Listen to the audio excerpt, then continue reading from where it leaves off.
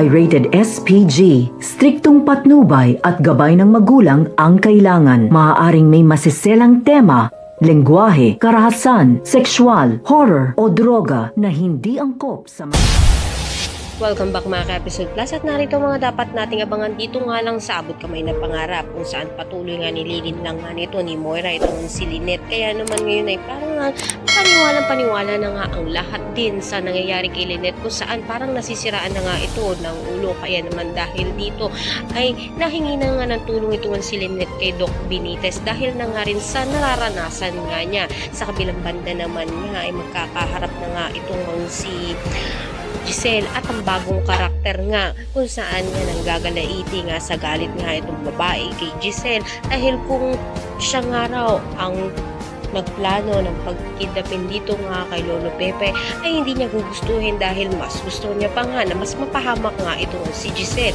Kaya nabastusan naman itong si Giselle kaya nasampal niya ito. Binalikan naman nga ng sampal ng babae itong si Giselle at abangan nga natin ang bagong papasok na karakter na kung saan isang lalaki nga ang nagpakita. Abang-abang nga ang mga bagong karakter na pumasok dito kung saan ano nga kaya kaugnayan nga nila sa mga tanyag. Isa nga kaya itong mga anak sa labas nga nito ni Lolo Pepe. Kaya ngayon nga ay nagsilapasan sila. Lahat na yun naman natin. Maraming salamat sa inyo.